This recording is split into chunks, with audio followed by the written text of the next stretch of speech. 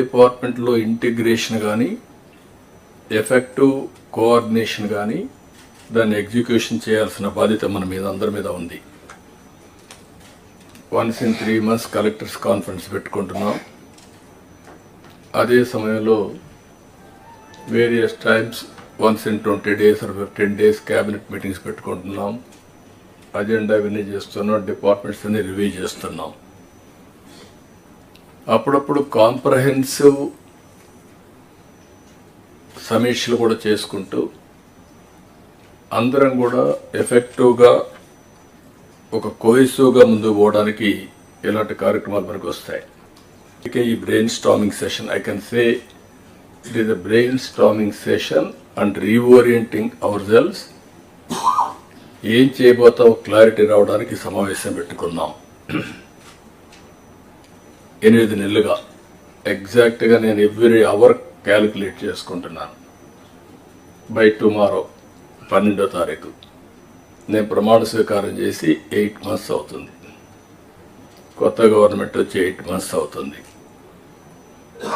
ఇచ్చిన తీర్పు కూడా మీరు చూస్తే ఒక హిస్టారికల్ మ్యాండేట్ ఇచ్చారు. ఇటీవల కాలంలో ఎప్పుడు కూడా ఇలాంటి మ్యాండేట్ రాలేదు. 93% స్ట్రైక్ రేట్. 93% స్ట్రైక్ రేట్ వచ్చిందంటే ఇక్కడుండే all of us including secretaries గడిచిన 5 సంవత్సరాల పరిపాలన ప్రజలు యాక్సెప్ట్ చేయలేదు. అందుకనే టోటల్గా రిజెక్ట్ చేసి మళ్ళీ ఒక న్యూ హోప్స్ పెట్టుకొని ముందుకు వచ్చే పరిస్థితికి వచ్చారు. అయితే డిఫరెంట్ టైమ్స్ డిఫరెంట్ ఛాలెంజెస్ ఉన్నాయి, కానీ ఇన్ని ఛాలెంజెస్ ఎప్పుడూ రాలేదు. ఒక పక్కన మొరేల్ ఆఫ్ ది ఆఫీసర్స్, ఇంకో పక్క some of the departments are defunct, some of the programmes are డీరైడ్.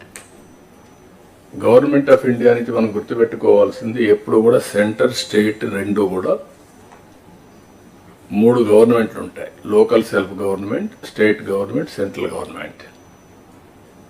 Central government వాళ్ళ ప్రోగ్రామ్స్ వాళ్ళు కన్సీవ్ చేస్తారు, స్టేట్ గవర్నమెంట్ మన ప్రోగ్రామ్స్ చేస్తాం, సెంట్రల్ గవర్నమెంట్ ప్రోగ్రామ్స్ అనుసంధానం చేసుకుంటాం.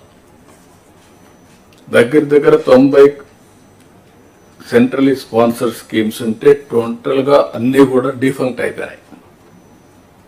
ఫండ్స్ డైవర్ట్ చేసే పరిస్థితికి వచ్చారు.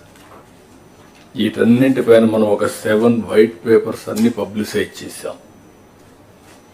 పబ్లిక్ కూడా మనం గుర్తుపెట్టుకోవాల్సింది, ఒకసారి పనిష్ చేశాం, మీరు వచ్చారు, మొత్తం సరిచేస్తారనే ఉద్దేశంతో మీకు మ్యాండేట్ ఇచ్చామనే అభిప్రాయంతో ఉంటారు.